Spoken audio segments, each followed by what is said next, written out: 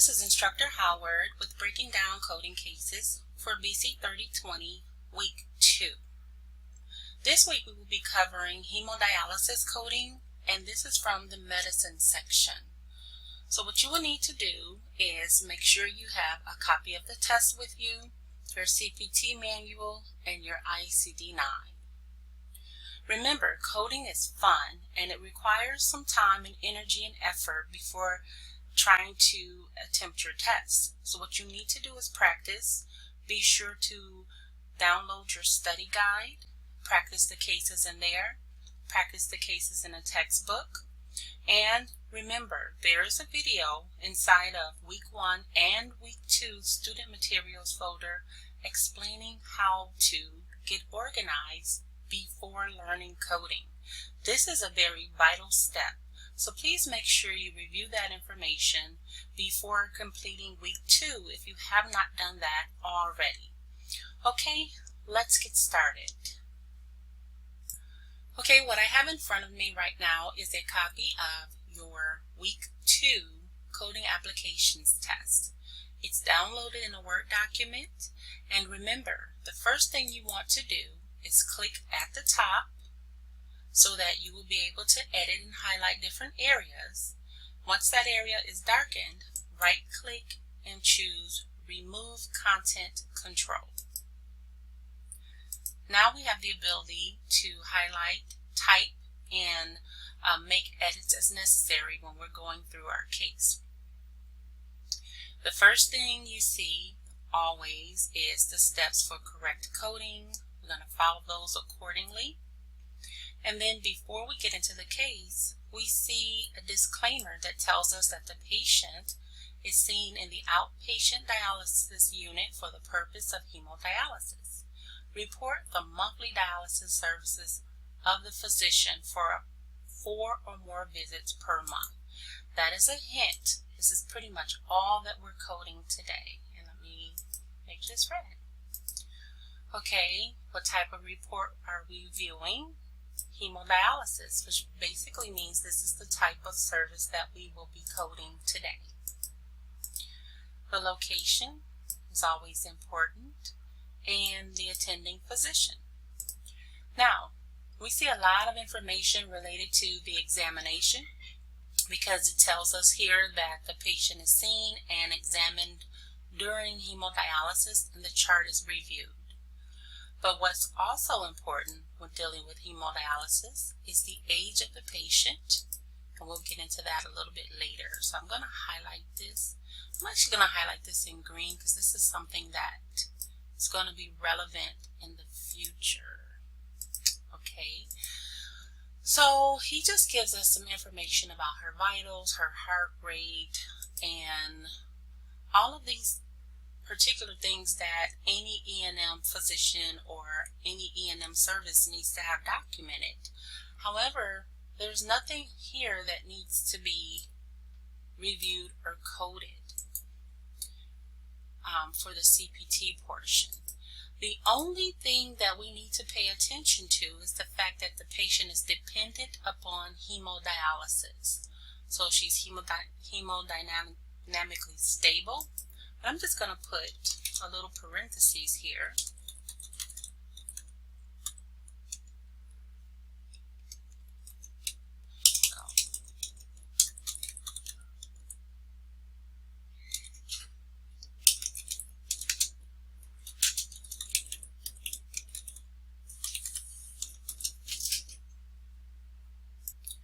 And we'll get into this a little bit later, but this is important. When you're dealing with diagnosis coding, is the patient dependent on things, especially with ICD-10. There's a code for primarily everything going on with patients.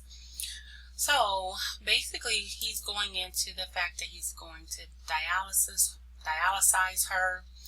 And for those of you who don't know, dialysis is a service rendered to patients with kidney failure or kidney disease. The kidney usually cleanses our blood and allows us basically to filter urine and urinate. and cleans the toxins and other things that normally from pollution or things that we eat or drink affects us. So if a patient has kidney failure, that's not happening. So the dialysis treatment pretty much cleanses the blood, and depending upon how severe the kidneys are injured, then the patient will need more treatments because the kidneys are not functioning. Usually at this stage with this particular patient, and we'll get into her diagnosis a little bit later, the kidneys are functioning at very minimal or not at all.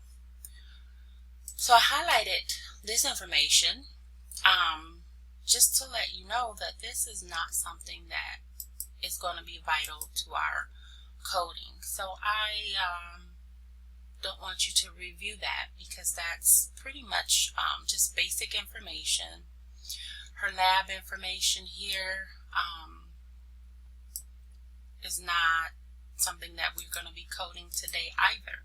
So as you can see, it's a long report, but it's a very simple coding scenario for us to complete. Now, dealing with the assessment and plan portion, if you've watched any of my other videos, and as you get into coding more and more, you're going to see that the assessment and plan section of your report is where the diagnosis can be located for today's visit or from the evaluation. So all of this information here brought the provider to his assessment of the patient and his plan. He pretty much had to go through all of her vitals, her chart, just to come up with what's wrong with her. Usually it's the same thing, or if there's something different that he's discovering, he'll notate it in this portion of the report. We can also find diagnosis at the top, somewhere in here, pretty much because he starts off by talking about, her dialysis, and that's your first diagnosis, is that, she is a dialysis patient, and that is a diagnosis, and we're going to see that a little bit later. Okay, so what you need to do, have a pen and paper nearby, and jot down these diagnoses, because these are things that you're going to code. So I'm going to highlight this in blue, because this is one diagnosis: chronic hypertensive renal disease. And then she also has end-stage renal disease. I'm going to highlight this in yellow. And then she's on maintenance hemodialysis Tuesdays, Thursdays, and Saturday for a total of 10 sessions per month. This is important because as you code for dialysis, the code changes depending on when you're dealing with the CPT portion. The code changes depending on a few factors: how often they're getting the treatment and the age of the patient. So that's why I highlighted how old she is. So now we're going to get into the coding portion. First and foremost, I will, and you can do this in either order, I'm going to code for the procedures, or show you how to pull the information for your procedures from your CPT manual, and then we'll move on to the diagnosis portion. Okay, let's continue. So here I have my electronic coding manual here so that I can code a little bit faster. I usually prefer using the manual, the actual book, but to save time today, I'm going to use this electronic manual here. So this portion, just so you guys know for future reference, this side of my manual is the index. This is the alphabetic index, and this side is what we consider the tabular portion, or the different sections of the CPT manual. So my main term for today is dialysis, and this is a freebie. My main term is dialysis because that's what's being done to the patient. Remember, in CPT coding, you always want to ask yourself, what is being done and where. Okay, so dialysis, as you can see, there's a lot of different types of dialysis, but then there's one that says for end-stage renal disease, and then there's another one for just hemodialysis right here. Since our patient does have end-stage renal disease, I chose to review these codes in the tabular section of the CPT, which brought me to the medicine section, which is my main portion of the CPT manual. It's kind of in the back of your book. After your lab and radiology portion starts your medicine section. And then the subsection is dialysis. So the subsection is dialysis, and then indented underneath dialysis is the subterm end-stage renal disease. And that's pretty much how you read both your ICD and your CPT. Section, subsection, subterms, and things of that nature. Okay, so I have a few different options here. What you want to do, and I'm not going to give you the code because it's really easy to choose these codes, but what you want to do is you want to look for monthly services, because the patient had received 4 or more services per month, and face-to-face visits. That was included in our description of the code. You want to make sure that the age of the patient matches your code selection. So, for example, this particular one that's highlighted says for patients younger than 2 years of age. As we know, that is not the correct choice, simply because the patient is 57 years old. So I'm going to leave that there as a hint, and as you continue to review your different code selections, pay attention to those particular terms that's in the actual code selections, just to make sure that you're coding accurately for the number of visits and the age of the patient. Now, this is where I began. When you're dealing with CPT coding, as you can see, I started here with end-stage renal disease services because the patient has end-stage renal disease, but you may also want to take a look at just the hemodialysis services as well. You want to pay attention and look at those, and then compare the differences. What I do in that case, in those cases, I call it process of elimination. So you'll know why these are either accurate, more accurate, or not accurate at all. And I'm going to see what my little book is telling me, because I do have, and I always suggest reading your notes. So in the CPT, we have all of our little notes and instructional notes and guides and parenthetical notes. Read those so that you can understand what these services are, how to code for them, what's included in the services, what can and cannot be coded together, or what should and should not be coded with it, as well as any other modifiers. Okay, so we've done that. I've given you great hints and great tips for choosing your code selection. And now we're going to move on to the ICD or diagnosis portion. So one thing I did put on the test, is that the patient, actually let me change my date of service here.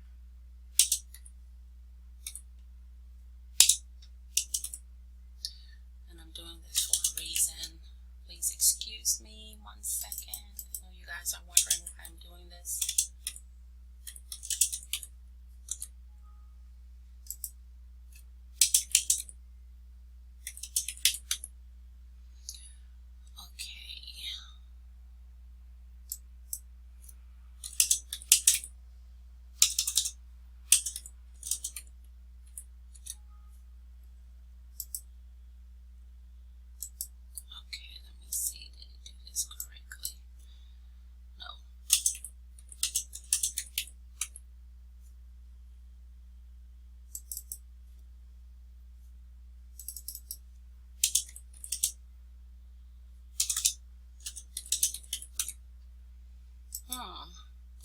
I'm looking for the correct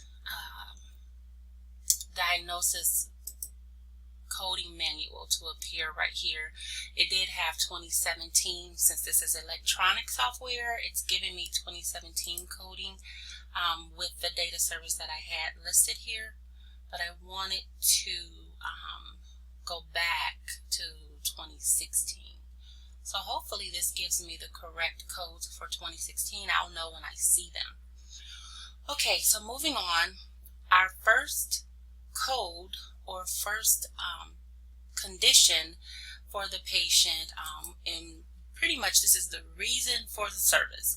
So your first listed diagnosis or your first condition is always the reason the services are rendered when you're dealing with surgical procedures or diagnostic testing. So keep that in mind. So the reason is that she is has a dependence.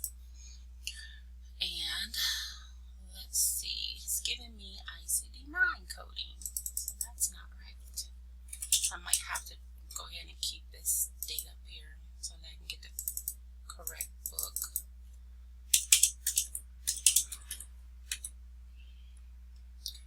Okay, now let's try it. Dependence. Okay, so it's giving me my main term, dependence, with a lot of subterms underneath. And this is exactly how your ICD-10 looks when you go to the word dependence. You're going to have a lot of different subterms and additional subterms indented underneath. So just to make my life a little easier, I did a little search for dialysis. Okay, so she is dependent on dialysis, which for you it may be 2 or 3 pages after the word dependence. You have to just continue to search alphabetically until you get to the R's for renal dialysis.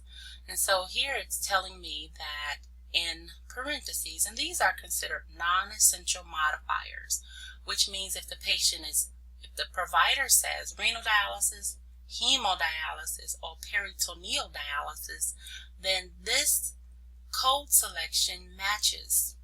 So I'm going to click on that particular code, and for you, you're going to write this code down and then cross-reference it to your tabular list.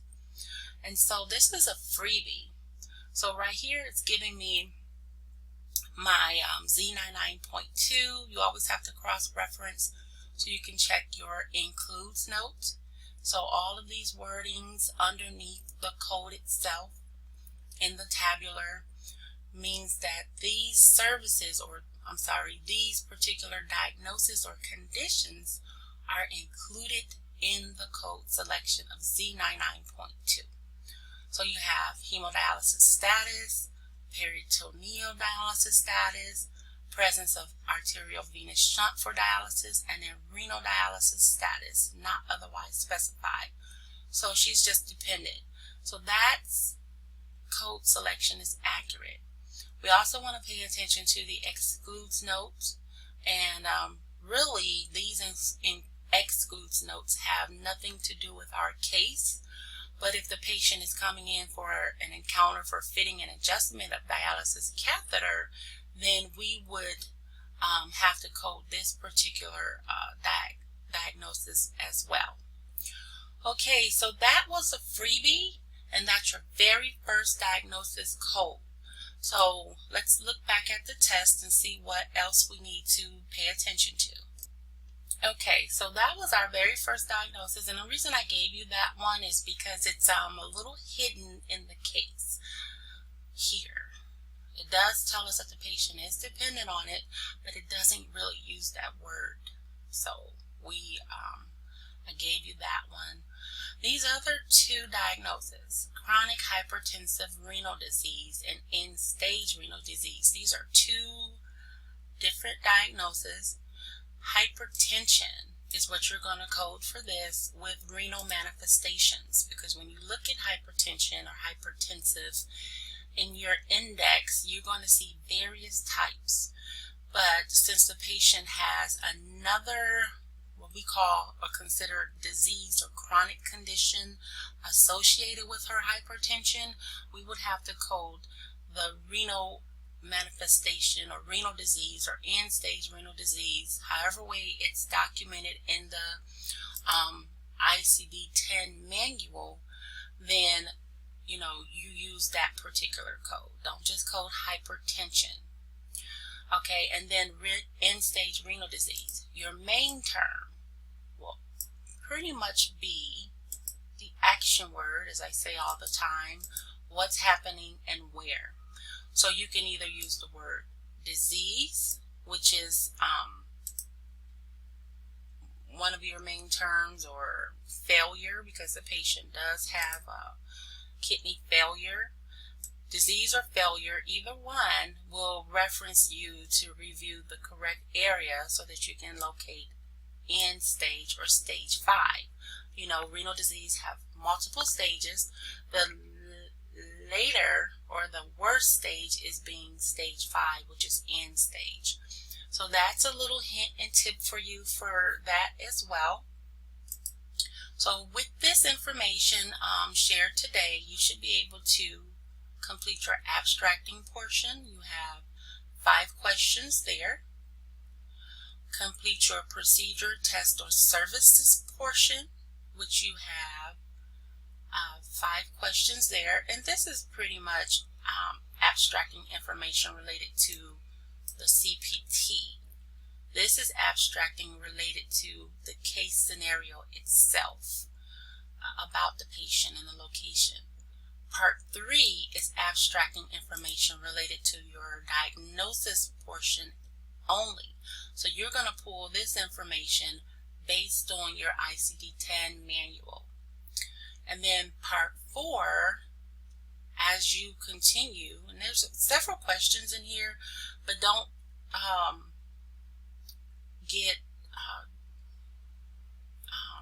get sidetracked by the number of questions you have. They're actually very easy, and as you've jotted this information down from the case. Excuse me, I'm trying to go back up to it. It's a long page.